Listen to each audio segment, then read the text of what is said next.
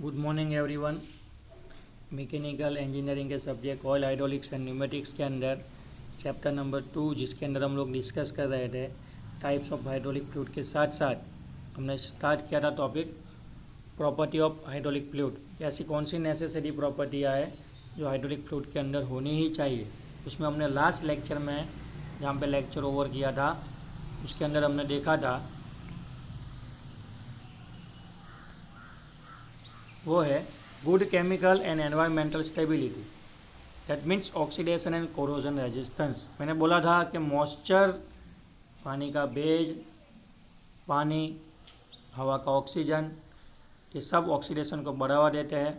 तो हमारा फ्लूइड ऐसा होना चाहिए, केमिकल स्टेबल होना चाहिए और एनवायरमेंटली भी स्टेबल होना चाहिए, यानी टेम्परेचर की और मॉइस्चर की उसके ऊपर असर होनी चाहिए नहीं। आज देखने वाले हैं दूसरी जो प्रॉपर्टी है उसके ऊपर आगे डिस्कशन चालू करेंगे। न्यूट्रलाइजेशन नंबर, ये भी एक प्रॉपर्टी है। Neutralization number is a measure of the acidity और alkalinity of the hydraulic fluid. Neutral number से आपको पता चलेगा कि आपका जो हाइड्रोलिक फ्लूइड है वो 0 से 7 के बीच में आता है या फिर 7 से 14 के बीच में आता है। 0 से 7 के बीच में होगा तो एसिडिक होगा, 7 होगा तो न्यूट्रल होगा और 7 से 14 के बीच में आएगा तो बेसिक अल्कलाइन सॉल्यूशन होगा। क्लियर? तो उससे उसका एसिडिक नेचर है वो पता चलता है। दूसरा, आप हाइड्रोलिक फ्लूइड का पीएच वैल्यू, ठीक है, पीएच वैल्यू निकाल के भी आप चेक कर सकते हैं कि हमारा जो हाइड्रोलिक फ्लूइड है वो एसिडिक नेचर वाला है या फिर बेसिक नेचर वाला है। अगर एसिडिक होगा तो आपको इसको यूज़ नहीं करना है, क्योंकि एसिडिक होगा तो वो ऑक्सीडेशन का जो रेट है वो बढ़ा देगा। ऑक्सीडेशन बढ़ेगा तो कोरोजन बढ़ेगा, रस्टिंग होगा, कंपोनेंट डिस्ट्रॉय हो जाएंगे। नेक्स्ट है उसके बाद लो फ्लेमेबिलिटी, दैट मीन्स जो फायर रेजिस्टेंस वाली प्रॉपर्टी है ना हमारी, वही आपको लो फ्लेमेबिलिटी से मिलेंगी।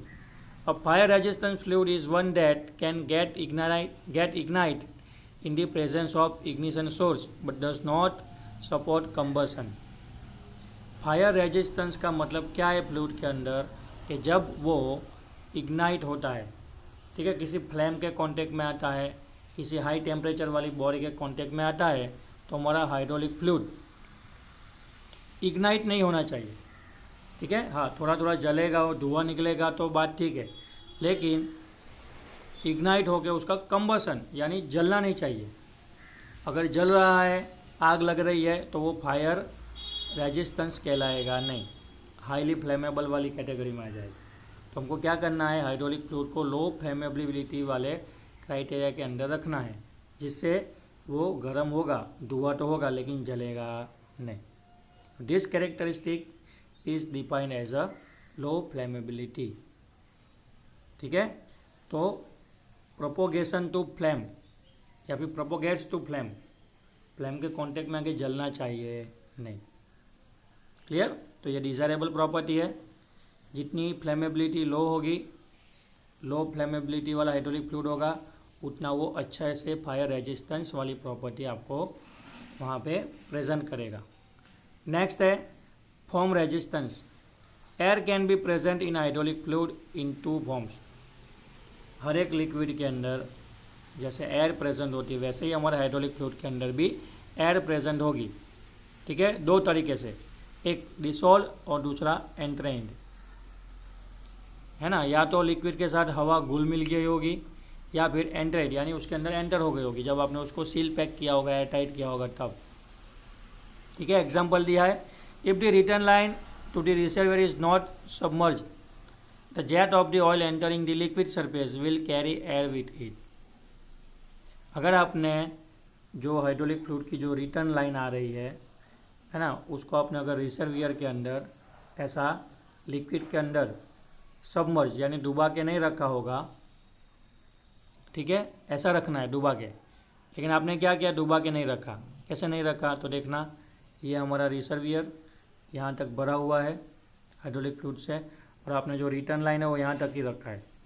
हाइड्रोलिक फ्लूइड का रिटर्न लाइन यहाँ तक ही रखा है, तो बीच में ये एयर आ जाने की वजह से, है ना, स्पेस की वजह से हमारी जो हाइड्रोलिक फ्लूइड की ट्रांसफ़र लाइन है उसके अंदर बबल्स यानी फॉर्म क्रिएट होंगे, है ना, एयर अंदर आ जाएगा और जेट एक्शन होगी। ठीक है, जैसे आप जानते हैं कि भाई पानी के अंदर आप ऊपर से पानी डालते हैं थोड़ी हाइट से, नॉर्मल पानी के अंदर, तो उसकी सपाटी पे बबल्स यानी फॉर्म क्रिएट होते हैं। बिल्कुल उसी तरह जेट क्रिएट होने की वजह से आपके रिजर्वियर के अंदर हाइड्रोलिक फ्लूइड जो पड़ा हुआ है उसके अंदर बबल्स क्रिएट होने की वजह से फॉर्म क्रिएट होंगे, यानी फिन जाग क्रिएट होगा। ठीक है, अगर वो जाग घूमते घूमते सप्लाई सिस्टम के अंदर, पाइपिंग सिस्टम के अंदर या फिर पंप के अंदर जा रहा है तो वहाँ पे वो हैमरिंग एक्शन क्रिएट करेगा।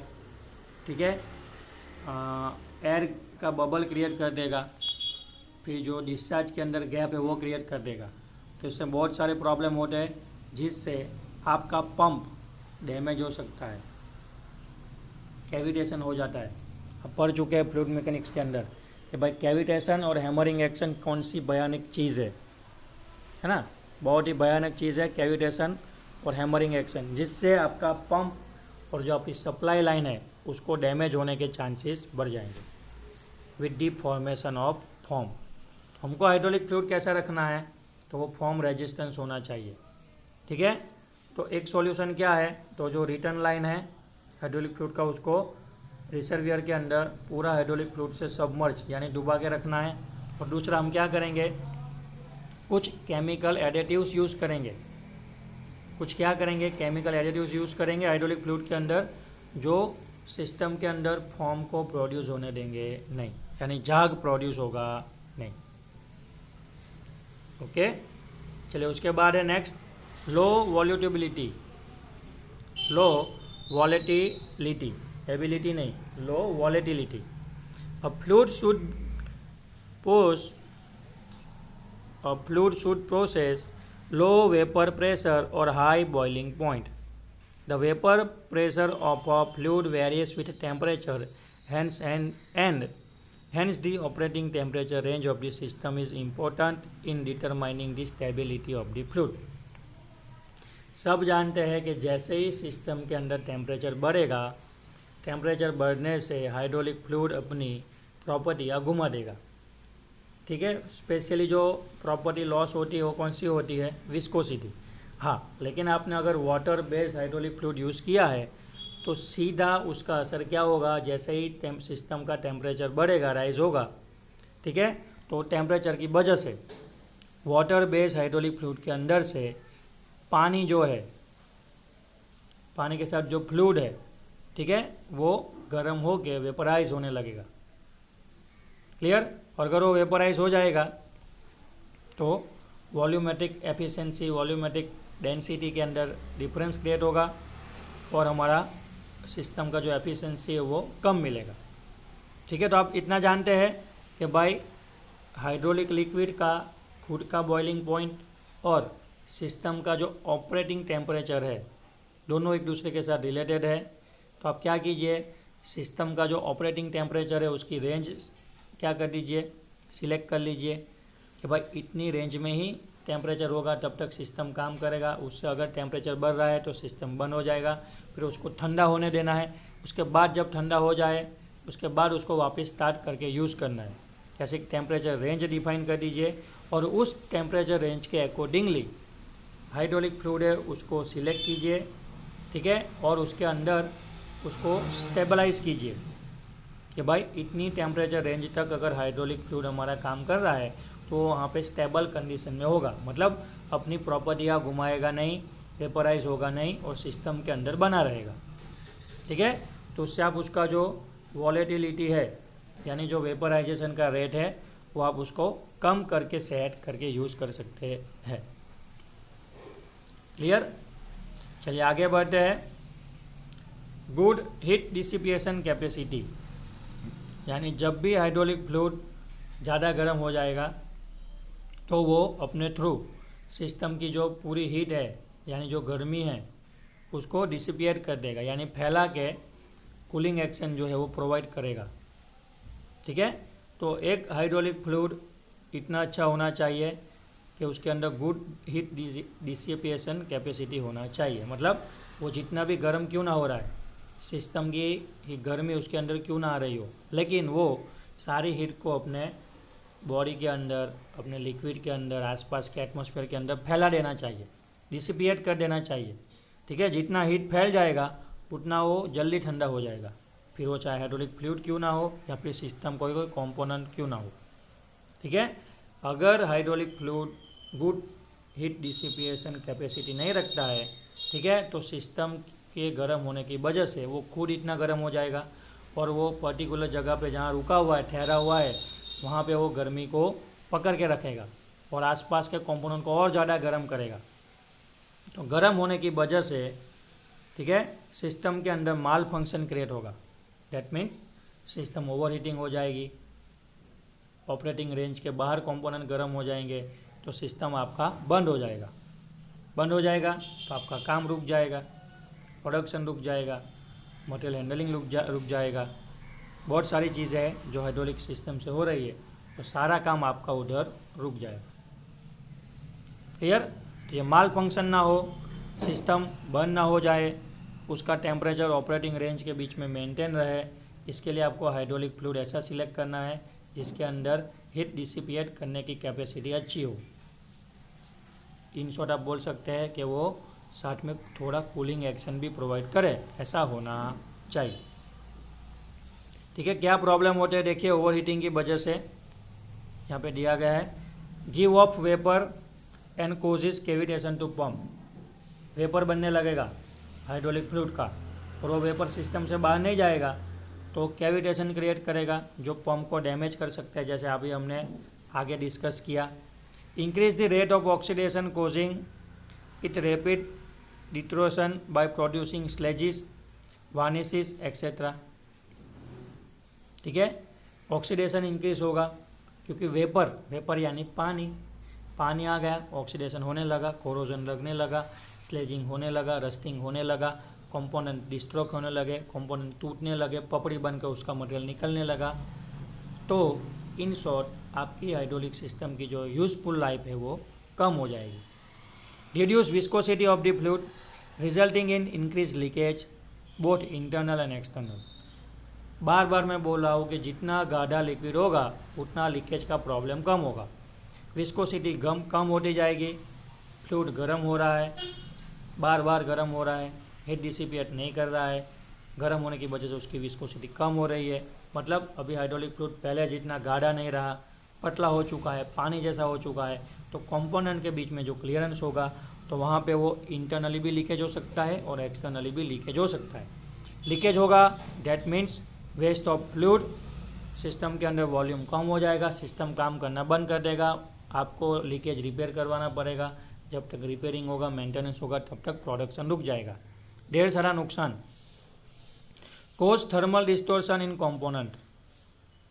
एक ही जगह बार बार गर्म हो रहा है, हीट डिसिपेट नहीं हो रहा है, फैल नहीं रहा है, तो एक ही जगह पे बार बार गर्म होने की वजह से कंपोनेंट के अंदर थर्मल डिस्टोर्शन मतलब थर्मल क्रैक क्रिएट होगी। थर्मल क्रैक क्रिएट होगी तो फ्यूचर में कंपोनेंट वहीं से पहले टूटेगा जहाँ पे क्रैक बना है वहीं से, तो थर्मल डिस्टोर्शन हो सकता है कंपोनेंट का। Damage seal and packing owing to embrittlement. जो रबर के सील है, नाइट्राइल रबर के, नेचुरल रबर के, वो गर्म होने की वजह से लीकेज हो सकते हैं, डैमेज हो सकते हैं। पैकिंग, जो लीकेज को रोकने के लिए पैकिंग रखा है वो भी एम्ब्रिटलमेंट की वजह से, पिघलने की वजह से, छोटा सा हॉल पड़ने की वजह से लीकेज हो सकता है, टूट सकता है, डैमेज हो सकता है। Clear? Hydraulic system should be designed so that heat balance occur at satisfactory operating temperature.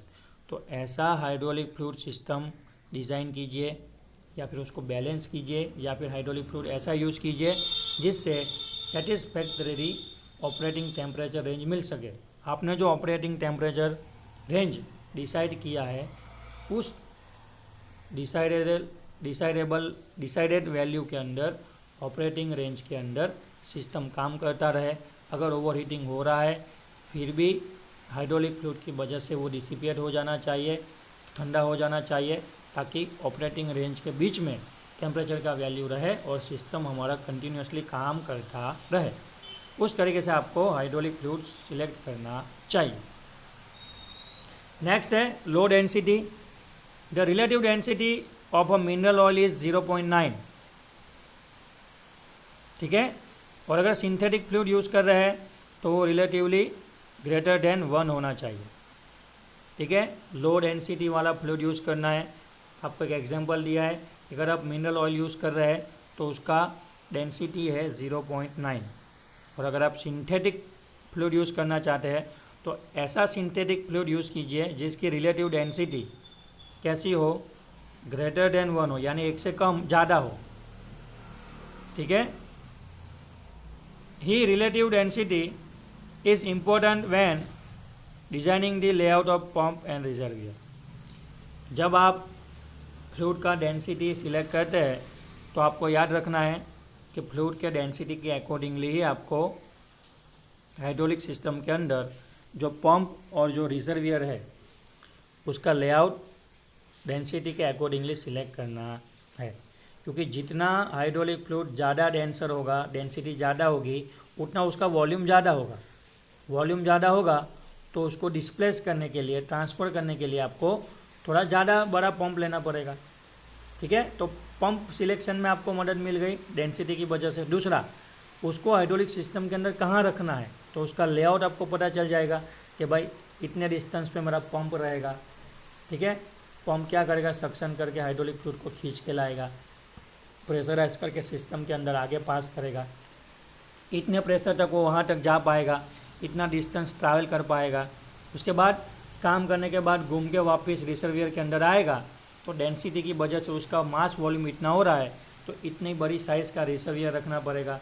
तो रिजर्वियर की जो कैपेसिटी है, उसकी जो लोकेशन है, उसके साथ साथ पंप का सिलेक्शन और पंप का लोकेशन, तो ये सारा लेआउट जो है उसको डिज़ाइनिंग करने में आपको डेंसिटी बहुत ही हेल्पफुल होगी। जितना लो डेंसिटी वाला हाइड्रोलिक फ्लूइड सिलेक्ट करोगे उतना रिजर्वियर छोटी साइज़ का रखना पड़ेगा और पंप भी उसी साइज़ का यूज़ होगा, ठीक है। तो डेंसिटी के ऊपर से भी आप पंप का, रिजर्वियर का सिलेक्शन, उसकी कैपेसिटी और उसका लोकेशन सिलेक्ट कर सकते हैं। क्लियर?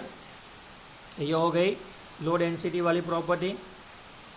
उसके बाद हमने देखा गुड हीट डिसिपिएशन कैपेसिटी, लो वॉलेटिलिटी, होम रेजिस्टेंस, लो फ्लेमेबिलिटी और स्टार्टिंग में डिस्कस किया था न्यूट्रलाइजेशन नंबर। तो इतनी प्रॉपर्टी रखते हैं आज, यहाँ तक आज के लेक्चर में। और बहुत सारी प्रॉपर्टियाँ बाकी है, उसको डिस्कस करेंगे नेक्स्ट लेक्चर में और इसको कंटिन्यूस करेंगे। देखिए बहुत बड़ा टॉपिक है, बोर नहीं होना है।